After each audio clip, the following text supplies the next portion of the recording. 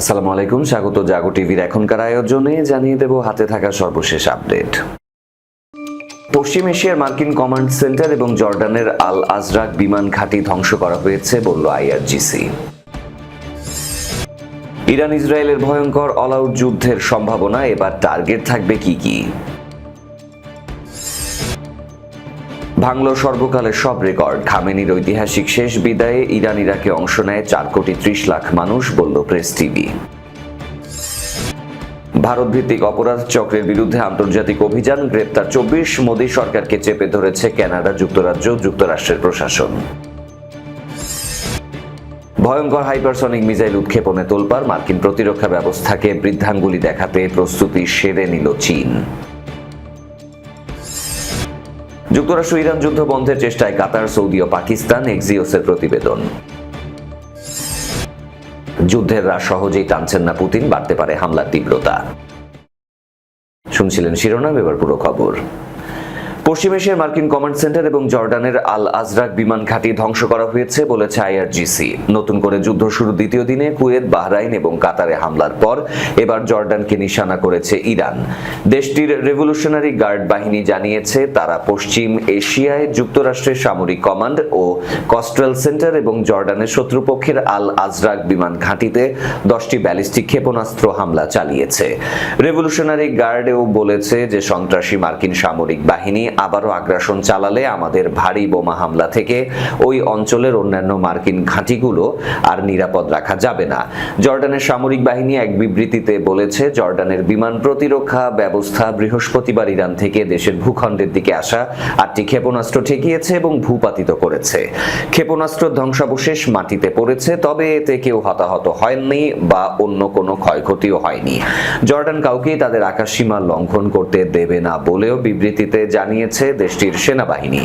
বৃহস্পতিবার বিকেলে জর্ডানের রাজধানী আম্মানের বারবার সাইরেন বেজে ওঠে। ইরান থেকে ছুটে আসা ক্ষেপণাস্ত্র আকাশসীমা লঙ্ঘন করাতেই এই সাইরেন বাজানো হয় বলে জানিয়েছেন জর্ডানের সরকারি মুখপাত্র মোহাম্মদ আল মোমানি।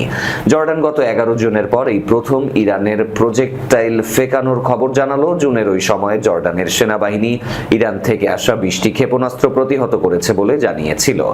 জর্ডানের আল আজরাকে দেশটির বিমান ঘাঁটি আছে, যেখান থেকে যুক্তরাষ্ট্র, জার্মানি, বেলজিয়াম এবং ফরাসি বাহিনী ইতোপূর্বে ইসলামিক স্টেট জঙ্গি গোষ্ঠীর বিরুদ্ধে অভিযানের অংশ হিসেবে সামরিক তৎপরতা চালাতো। জর্ডান জোর দিয়ে বলে আসছে তাদের ভূখণ্ডে কোনো বিদেশি সামরিক ঘাঁটি নেই, তবে সহযোগিতা ও প্রশিক্ষণ বিষয়ক চুক্তির অধীনে জর্ডানের সামরিক ঘাঁটিগুলোতে সীমিত আকারে কয়েকটি দেশের বাহিনী মোতায়েন করা হয়েছে।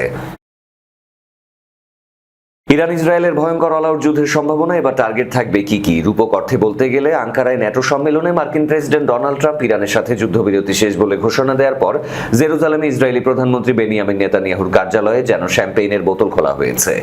ইতোমধ্যে ইসরায়েলি প্রতিরক্ষা মন্ত্রী ইসরায়েল কাটস স্পষ্ট জানিয়েছেন প্রয়োজনে তারা তৃতীয়বারের মতো ইরানকে আক্রমণ করবে, আরো বেশি শক্তি নিয়ে। এই পরিস্থিতিতে অল আউট যুদ্ধ বাদলে ইসরায়েলের টার্গেটের তালিকায় কি থাকতে পারে তা বিশ্লেষণ করা যাক। সাম্প্রতিক সংঘাতে ইতোমধ্যেই পারমাণবিক স্থাপনা ও শিল্প অবকাঠামো সরাসরি টার্গেট হয়েছে। যদি পূর্ণমাত্রা যুদ্ধ শুরু হয়, ইসরায়েলের পরিকল্পনা হতে পারে ইরানের কৌশলগত অবকাঠামোকে এমনভাবে পঙ্গু করে দেয়া যাতে দেশটি কয়েক দশক ঘুরে দাঁড়াতে না পারে। ইতোমধ্যে দেখা গেছে ইসরায়েলি বিমান বাহিনী একক অভিযানে প্রায় 400টিরও বেশি লক্ষ্যবস্তুতে হামলা চালিয়েছে এবং যুদ্ধের প্রথম 2 সপ্তাহে 15,000-এর বেশি ইরানি লক্ষ্যবস্তুতে হামলা হয়েছে। ইরানের ক্ষেপণাস্ত্র, ড্রোন উৎপাদন কেন্দ্র, আকাশ প্রতিরক্ষা ব্যবস্থা এবং পারমাণবিক গবেষণা কেন্দ্রগুলোতে প্রথম সারি টার্গেট হবে। ইতোমধ্যেই ইয়াজদের ইয়েলো উৎপাদন প্ল্যান্ট, খোদ্দারের হেভিওয়েট রিসার্চ রিঅ্যাক্টর এবং ইস্পাহানের ইস্পাত কারখানায় হামলা হয়েছে। বুশেহর পারমাণবিক বিদ্যুৎ কেন্দ্রের পার্শ্ববর্তী এলাকাও টার্গেট হয়েছে। তেল ও গ্যাসের স্থাপনা, বিশেষ করে খার্ক দ্বীপের তেল টার্মিনাল এখনো পর্যন্ত সবচেয়ে গুরুত্বপূর্ণ লক্ষ্যবস্তু হিসেবে আবির্ভূত হয়েছে। ইরানের সবচেয়ে বড় অফশোর গ্যাস ক্ষেত্র সাউথ পার্সেও হামলা হয়েছে। পানি সরবরাহ বিদ্যুৎ কেন্দ্র টার্গেট হতে পারে। গত সংঘাতে ইরান অভিযোগ করেছে 10,000 বেসামরিক স্থাপনা, যার মধ্যে 71,356টি আবাসিক ইউনিট ও 600-এর বেশি স্কুল ক্ষতিগ্রস্ত বা ধ্বংস হয়েছে। অল আউট যুদ্ধ এই ধ্বংসযজ্ঞ আরো ব্যাপক আকার ধারণ করতে পারে। বিশেষজ্ঞরা বলছেন, মার্কিন ইসরায়েল যৌথ সামরিক অভিযান সংঘাতের নিয়ন্ত্রণ হারানোর আশঙ্কা বহুগুণ বাড়িয়েছে। একবার লাল রেখা পেরিয়ে গেলে প্রতিরোধে যুক্তি বেঁচে থাকার যুক্তিতে পরিণত হতে পারে। ইরানের পাল্টা জবাবও ব্যাপক হবে। তারা ইতোমধ্যেই কুয়েত, কাতার ও বাহরাইনের মার্কিন ঘাঁটি লক্ষ্য করে হামলা চালিয়েছে এবং হরমুজ প্রণালী বন্ধ রাখার হুমকি দিয়েছে। এই যুদ্ধ শেষ পর্যন্ত কাউকে সুবিধা দেবে না, তবে ইরানের অবকাঠামো ধ্বংসের খরচ ও মানবিক বিপর্যয় হতে পারে ভয়াবহ। সর্বকালের সব রেকর্ড ভাঙল খামেনির ঐতিহাসিক শেষ বিদায়ে। ইরান ইরাকে অংশ নেয় 4,30,00,000 মানুষ। প্রেস টিভির প্রতিবেদন, সর্বকালের সব রেকর্ড ভেঙে ইরানের প্রয়াত সর্বোচ্চ নেতা আয়াতুল্লাহ আলী খামেনির জানাজা ও বিদায় অনুষ্ঠানে সামিল হয়েছেন 4 কোটির বেশি মানুষ। ইরান ইরাকের বিভিন্ন শহরে টানা 6 দিন ব্যাপী চলমান এই নজিরবিহীন শোক মিছিলে অংশ নেন 4,10,00,000 থেকে 4,30,00,000 বেশি ভক্ত অনুরাগী। একে মানব ইতিহাসের বৃহত্তম জনসমাগম ও জানাজা হিসেবে দাবি করছে ইরান কর্তৃপক্ষ। ইরানের ফার্স্ট নিউজ এজেন্সি জানিয়েছে, তেহরান, কোম, নাজাফ, কারবালা এবং মাসদা এই 5 শহরে অনুষ্ঠিত হয় ঐতিহাসিক বিদায় ও দাফন প্রক্রিয়া। এর মধ্যে কেবল ইরাকের নাজাফ ও কারবালাতেই প্রায় 1 কোটি মানুষ অংশ নিয়েছেন বলে দেশটির প্রধানমন্ত্রীর কার্যালয় নিশ্চিত করেছে। গত ফেব্রুয়ারি মাসে যুক্তরাষ্ট্রের একটি সন্ত্রাসী হামলায় সপরিবারে এই মহান নেতা শাহাদাত বরণ করেন। দীর্ঘ প্রতীক্ষার পর গত শুক্রবার থেকে শুরু হয় তার শেষ বিদায়ের আনুষ্ঠানিকতা, যেখানে বিশ্বের 45টিরও বেশি দেশের রাজনৈতিক নেতৃবৃন্দ এবং 90টিরও বেশি দেশের পণ্ডিত ও প্রতিনিধিরা অংশ নেন। প্রযুক্তিগত তথ্য স্বাধীন বিভিন্ন সূত্রের হিসেব অনুযায়ী যাতায়াতের রেকর্ড ও মোবাইল সিগন্যাল বিশ্লেষণ করে এই বিশাল উপস্থিতির সংখ্যা নিশ্চিত করা হয়েছে। ভারত ভিত্তিক সংঘবদ্ধ অপরাধ চক্রের বিরুদ্ধে পরিচালিত আন্তর্জাতিক অভিযানে 24 জনকে গ্রেপ্তার করা হয়েছে। যুক্তরাষ্ট্রের কর্মকর্তারা এই তথ্য জানিয়েছেন। তারা জানায়, কানাডায় এক প্রভাবশালী শিখ নেতাকে হত্যার ঘটনায় জড়িত থাকার অভিযোগেও কয়েকজনকে গ্রেপ্তার করা হয়েছে। যুক্তরাষ্ট্র, কানাডা ও ইউরোপের আইন শৃঙ্খলা রক্ষাকারী বাহিনীর যৌথ উদ্যোগে এই অভিযান চালানো হয়। দীর্ঘদিনের তদন্তে তারা এমন অপরাধ চক্রগুলোর তথ্য সংগ্রহ করেছিল, অপরাধী গোষ্ঠীগুলোর বিরুদ্ধে চাঁদাবাজি, পরিকল্পিত হত্যাকাণ্ড, গুলি, হামলা, জোরপূর্বক অর্থ আদায় এবং মাদক পাচারের সাথে জড়িত বলে অভিযোগ আছে। কর্মকর্তারা জানায়, কয়েক ডজন ব্যক্তির বিরুদ্ধে অভিযোগ আনা হয়েছে। এর মধ্যে 2 জনের বিরুদ্ধে এমন অভিযোগ রয়েছে যে তারা ভারতের কারাগারের থেকেও নিজেদের আন্তর্জাতিক অপরাধী চক্র পরিচালনা করতেন। অভিযুক্তদের মধ্যে 10 জন ছাড়া বাকিদের হেফাজতে নেওয়া হয়েছে। যুক্তরাষ্ট্রের প্রথম সহকারী মার্কিন অ্যাটর্নি বিল অ্যাসাইলি বলেছেন, যেসব আন্তর্দেশীয় অপরাধী চক্র ভয়, মাদক ও সহিংসতা ছড়িয়েছে তাদের বিরুদ্ধে বিচার এবং ফেডারেল সরকারের পূর্ণ শক্তি প্রয়োগ করা হবে। অভিযোগপত্রে উল্লিখিত অপরাধগুলোর মধ্যে রয়েছে 2023 সালে কানাডার নাগরিক হারদীপ সিং নিজ্জার হত্যা। পাঞ্জাব বংশোদ্ভূত নিজ্জার ছিলেন খালিস্তান আন্দোলনের একজন পরিচিত কর্মী। তিনি শিখদের জন্য একটি স্বাধীন রাষ্ট্র প্রতিষ্ঠার দাবিতে আন্দোলন করে আসছিলেন। অভিযোগে বলা হয়েছে, ভারতের পাঞ্জাবে 33 বছর বয়সী লরেন্স বিষ্ণয় কারাগারে বসেই নিজ্জার হত্যার নির্দেশ দিয়েছিলেন। কানাডা তার সংগঠনকে সন্ত্রাসী গোষ্ঠী হিসেবে তালিকাভুক্ত করেছে।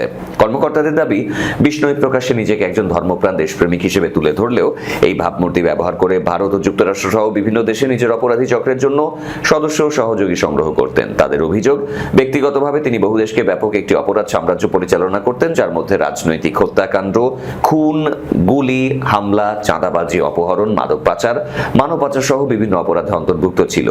অভিযোগের তালিকায় রয়েছেন ভারতের পাঞ্জাবের 38 বছর বয়সী যজ্ঞু ভগবানপুরিয়াও। তিনি ভারতে কারাবন্দী একজন গ্যাং নেতা এবং একসময় বিষ্ণুয়ের সহযোগী ছিলেন। পরে তার প্রতিদ্বন্দ্বী হয়ে ওঠেন।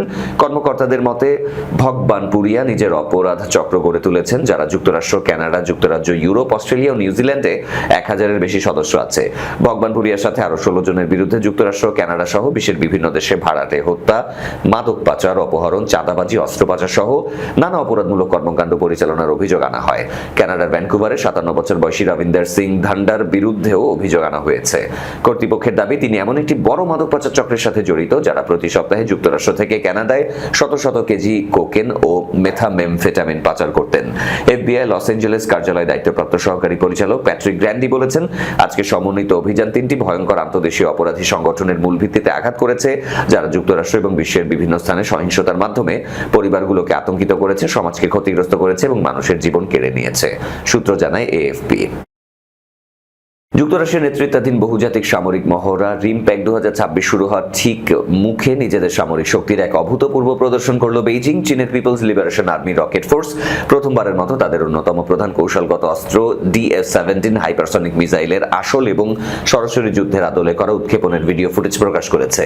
এই ঘটনা আন্তর্জাতিক মহলে ব্যাপক তোলপাড় সৃষ্টি করেছে। সামরিক বিশ্লেষকদের মতে, এতদিন যে ক্ষেপণাস্ত্রটিকে বেইজিং এর সামরিক প্যারেডের একটি প্রতীকী বা আনুষ্ঠানিক সম্পদ হিসেবে দেখা হতো, এই ভিডিওর মাধ্যমে চীন প্রমাণ করল হলো যে এটি এখন পুরোদমে যুদ্ধক্ষেত্রে মোতায়েনের জন্য প্রস্তুত।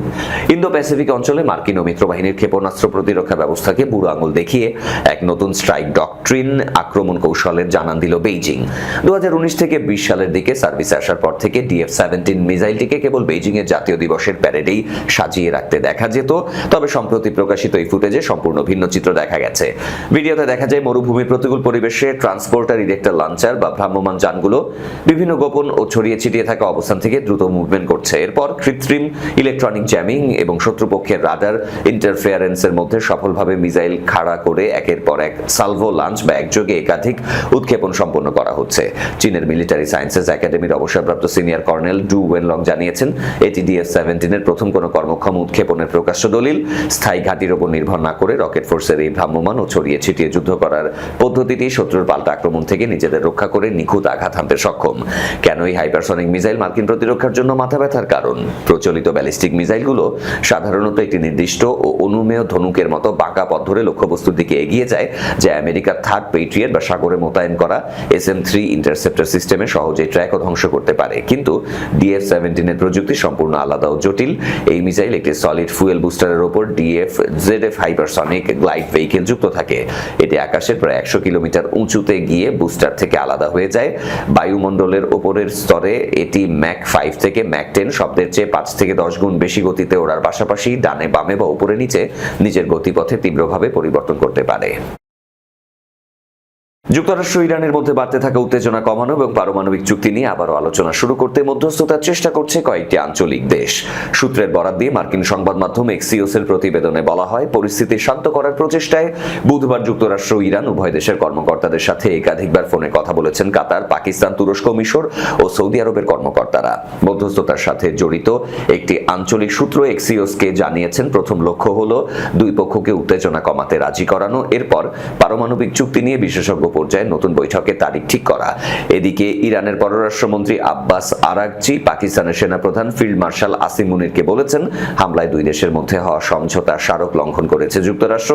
মধ্যস্থতাকারী দেশগুলোর একজন কর্মকর্তা এক্সিওসকে জানিয়েছেন, তাদের ধারণা হরমুজ প্রণালীতে সাম্প্রতিক হামলাগুলোতে ইরানের এমন কিছু কট্টরপন্থী গোষ্ঠী করেছে যারা যুক্তরাষ্ট্র ইরান সমঝোতা স্মারকটির বিরোধী এবং একে দুর্বল করতে চায়।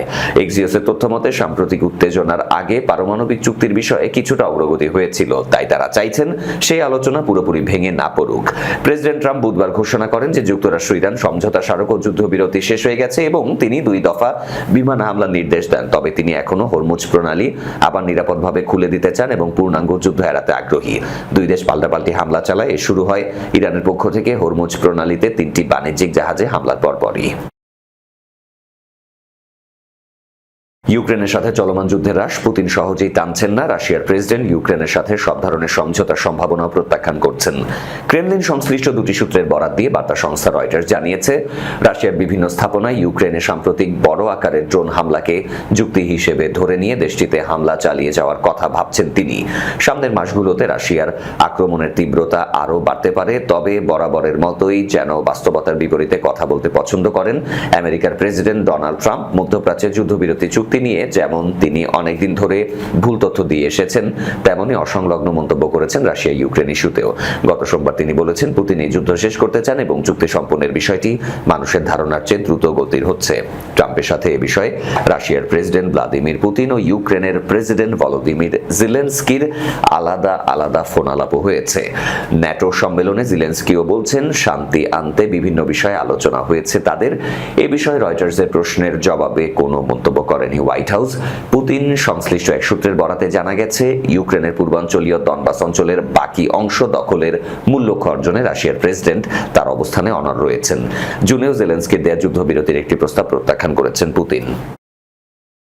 এরই সাথে শেষ করব জাগো টিভির আয়োজন। শেষ করার আগে শিরোনামগুলো আরো একবার।